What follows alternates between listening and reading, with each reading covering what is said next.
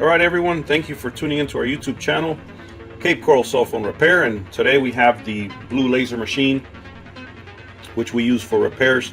And we're going to show you something that you should be looking at least getting a close look at, and that is the condition of your laser eye lens. So to have a better look at it, there's two ways to do it. You can either take the whole entire laser head out by removing these 3 screws and those 3 screws there, or the way I prefer to do it is to actually remove the laser eye lens and the cover. So to do that, you're going to push this back slowly just so you can have space underneath there. Then you're going to raise this all the way up as high as you can and tighten the knob right here on the side. Make sure you tighten it real good so it doesn't fall down.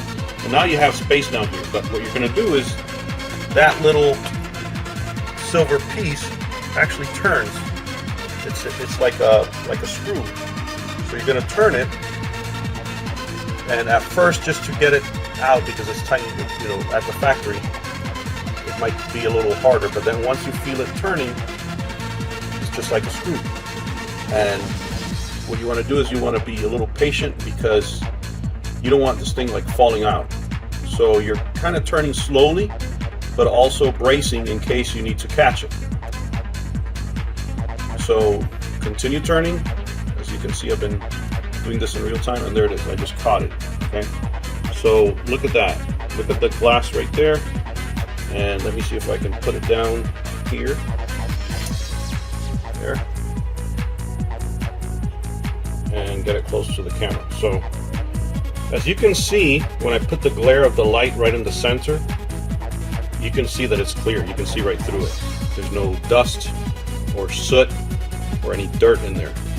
This is like key for maintaining your laser head. If there's dirt and soot or dust in there, imagine what's happening to your customer's camera on their phone. When I see people posting that, oh, my customer's phone got dust inside the camera. Well, you know why, right? Let me put this down. One word: ventilation.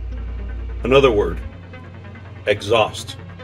So if you're not properly providing for your machine good amount of exhaust out of this whole area, what's going to happen is all the soot and dust is going to kind of blow all over the place in here. It's going to get in your customer's phone.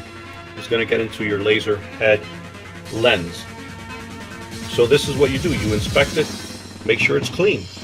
If it's not, get some alcohol, wipe it down, and then put it back in there.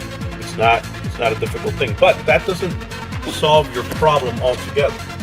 That doesn't solve your problem altogether. You need to make sure you provide proper exhaust and ventilation. If you're not doing that, folks, you're going to be doing this, what I just did right now, every single time. So you can either work smart or work harder. I prefer to work smart. So if you haven't seen my video on the proper exhaust and ventilation, it's going to show up at the end of this video.